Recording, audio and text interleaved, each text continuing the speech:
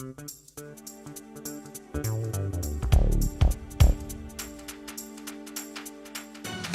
everyone and welcome to FiST Chat, the vodcast that features discussions on the topics of film, science and technology. My name is Ben Warner and I'm joined once again by my good friend and colleague Steve Kern. How are we today, Steve? Have we got lots of energy to sort of pump us through this FiST Chat today? I have indeed, Ben. Hello FiST Chat fans. I'm pumped up and ready to go because I've been taking those tips. Absolutely. Before we get into those tips, don't forget our website, www.fistchat.com. You can get all our links there. You can subscribe to our audio via iTunes, SoundCloud and our RSS feeds, and our videos on YouTube, Vimeo and Digicosm TV. You can interact with us online on Twitter, Google Plus and Facebook. Love to hear from you. We've got our ebook, The FiST Report, at fistreport.com, 99 cents. Very cool read, I think, and helps to support this show. And we've also got our supplementary content, the weekly blogs, photography on Instagram and Flickr. And if you'd be so kind, recommend us to anyone who you think may be interested in our fascinating discussions on film, science and technology every week. Now, we're going to talk about, we talked about energy last week, but now we're going to talk about energy from our bodies, or for lack of a better term, how do we sort of maintain our energy levels? You're feeling down, or you want a bit more zest and you want to, get out there, but you can't find a way to do it. We're going to have a bit of a chat about that today. I've sort of been thinking about this topic, recently. When I say recently, probably in the last few years, because I just find sometimes it can be a bit tough to maintain an energy level because, I want to be doing stuff all the time, and it just doesn't work that way. Sometimes you just got to stop for a while and let your body catch up, which is an important thing to do. What about you, Steve? Do you find that as well? No, because I never stop, Ben. I don't have much choice. I've got people all around me, like your good self, who are always working at this sort of level, and you guys just keep pulling me up every time I try to lie down. I was just about to say, are you jacked in somewhere, or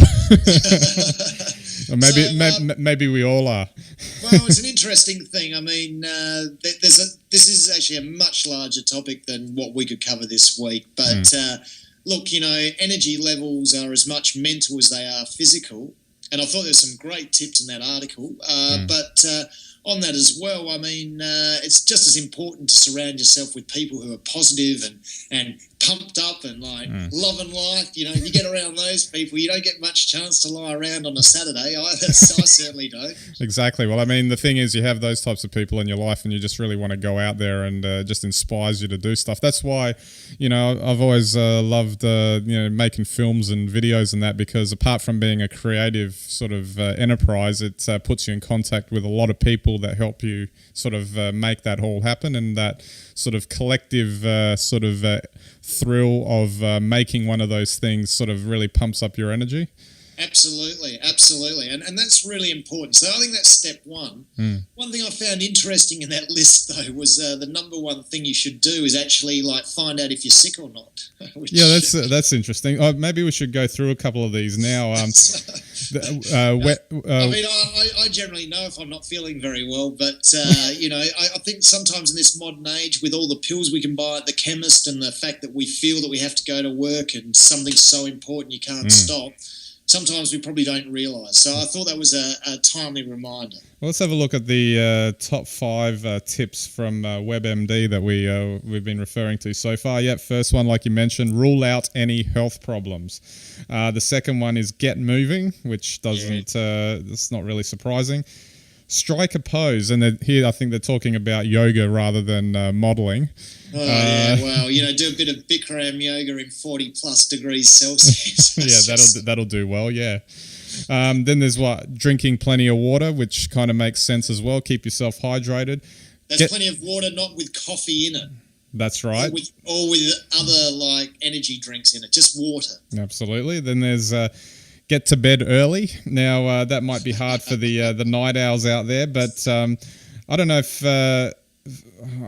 again, this is sort of something in the back of my mind that I might have read ages ago, but there's always studies on this sort of thing, that the idea that earlier risers might just get out there and pump through the day a lot more because they're sort of taking charge right from when they wake up. Yeah, well, it's an interesting thing that the early rise thing is, that's a natural cycle that's genetically imprinted inside all of us. And the thing is that if you naturally like getting up early because you're a morning person, chances are you like going to bed early as well, which is fine. That's going to work for you. Unfortunately, if you're a night owl and you really do your best work after 9 p.m. and would like ideally to go to bed at 3 p.m., you're going to have to find a job that doesn't want you to start until lunchtime. Well, in the 24/7 world that we're living in, that might actually be possible compared to 20 years ago. Yeah, exactly. Let's have a look at a couple of others. Fish was number 6. Good for your heart, omega-3 oils, boost alertness. Let's just put that back to eating well. And we did the Okinawa diet, I think, a number of episodes ago now. And, you know, like anything high in omega-3s is good for you. Absolutely. Combats all the bad omega-6s in the meat you're eating.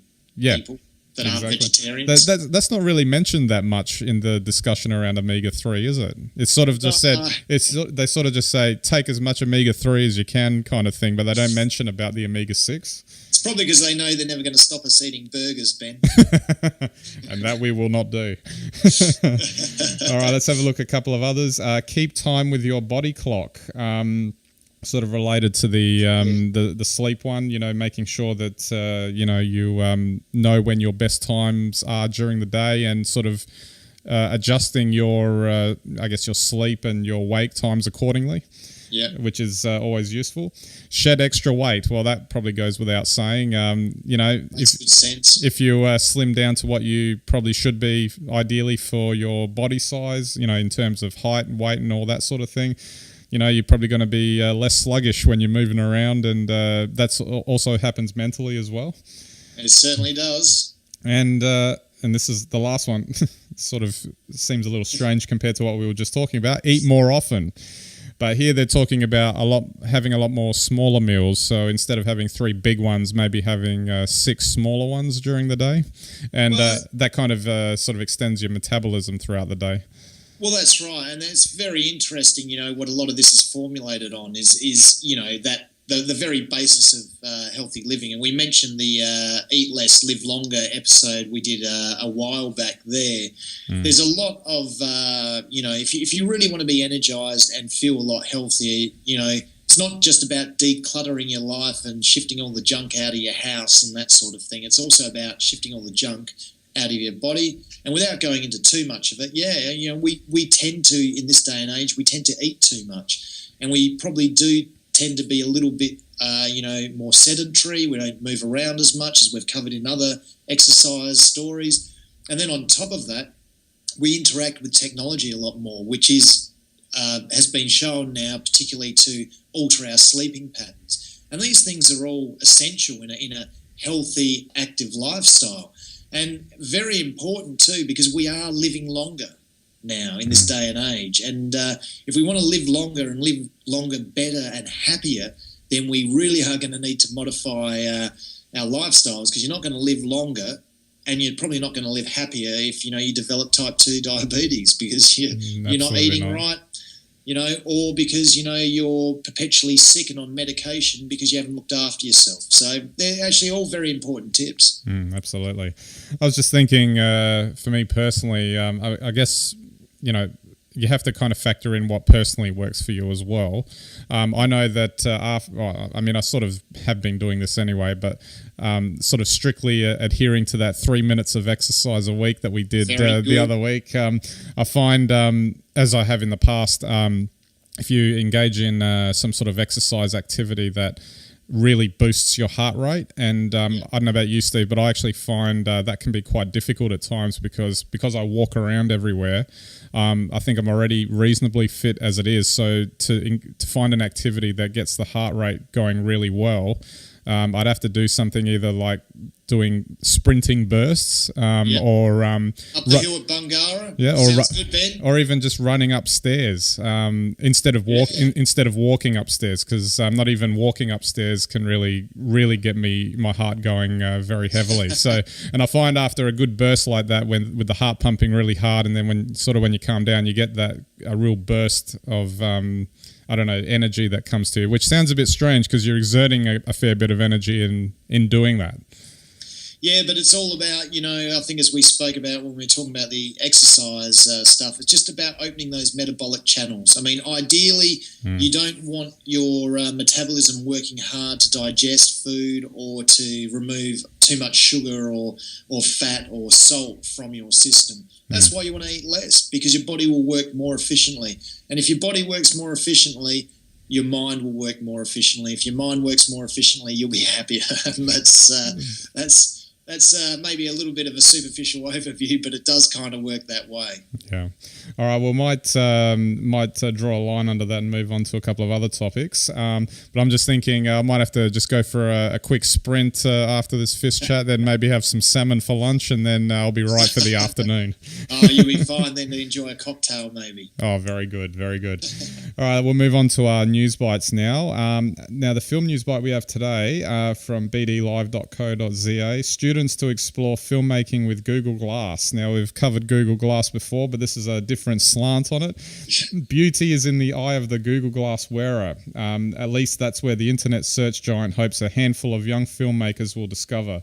Google is enlisting film students from 5 colleges to help it explore how its wearable computing device can be used to make movies. The $1,500 Google Glass headset is already being used by 10,000 so-called explorers. The device resembles a pair of glasses and allows users to take pictures, shoot videos, search the internet, compose emails, and check schedules, which we already knew.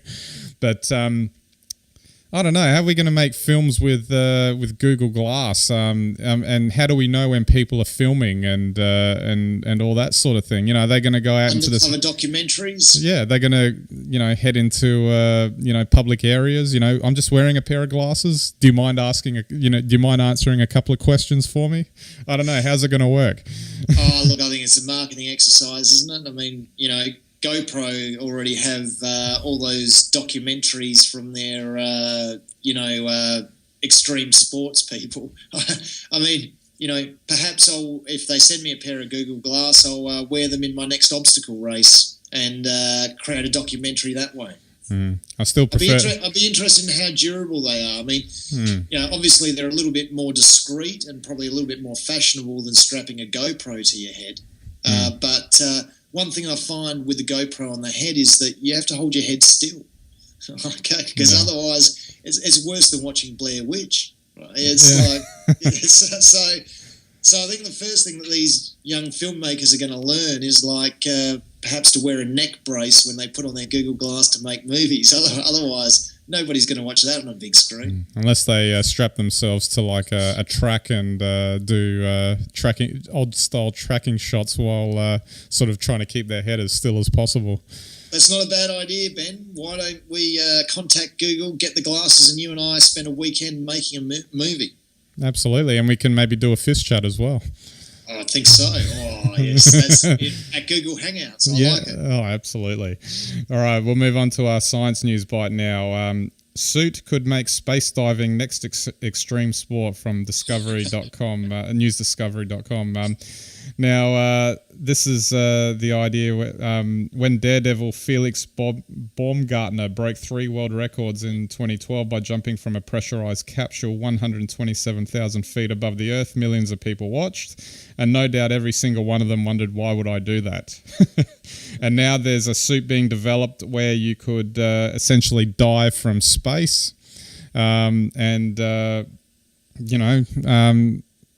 Is there a practical use for this, or is it more just for the Daredevil, or for to say, oh yeah, we've done that, kind of like bungee jumping or something? Well, it's interesting that you say, is there a practical use for it? Because I do believe that when Felix did his dive, part of that apparently was so there'd be a little bit of research on escape mechanisms for some of the, space tourist flights. I think you'd have to be pretty well trained. Oh. So I don't know. Still, thrill seekers. I mean, look, climbing Mount Everest is old, man. Everyone's done it. So why wouldn't you dive from space. Take a dive off from the ultimate platform, so to speak. Absolutely. What a view, hey? Oh, it Just would don't be. Don't pass out. Yeah, exactly. All right, and just finally, our tech news bite from CNN. Has technology ruined handwriting? I quite like this one. Damn straight it has. In today's world where we're using tablets and phones and all these manner of interactive devices where we can, there really isn't much need to handwrite. And so like with anything, if you're not keeping up your practice, you're going to lose the ability to handwrite. But then furthermore, when we're looking at classrooms, are they going to even bother to teach handwriting in the future if we've got all these devices that take the input? Yeah, it'll be a sad day if they stop teaching handwriting. That is actually a very important hand-eye coordination skill, writing aside, just the ability to do it. I don't know. I mean, I would say that, as great as tablets are and Google Glass is and all those sorts of things, you can't beat a piece of paper and a pen if you want to take notes. It just doesn't look right to be, doing this while you're talking to someone. Yeah, especially if you can't touch type. Take note, people I meet with who can't touch type, and do this while I'm talking to them. I don't like it. But is there something about physically writing it down on a piece of paper that sort of registers in your brain a bit more than just maybe speaking into your phone and recording it or typing it like you said? I think there definitely is, because there's a hand-eye link. So I think memory-wise, and I don't know if there's any research on this. If any FiST Chat fans know, let us know. There may be research that shows that, and I think vaguely I remember some which suggests that that performs a memory link, which is stronger than typing things out. But who knows? I mean, we'll adapt something else. It's not the end of the world, but it would be probably not a good thing. I can't see any benefits to not learning handwriting anyway. Yeah. Oh, well, we'll watch this space then. All right, Steve, I think we're out of time now, and we'll wrap it up there. So thanks again for the chat. Thanks, Ben. Tweet us, FiST Chat fans, but don't use a pen and paper. Yeah, it might be a bit difficult to get it to us unless you mail it or something. Or scan it. There you go. We can maybe we can take it. Probably can. Thanks, Stephan. Good stuff. Exactly. All right, so that's it for this episode. So we'll catch you next time.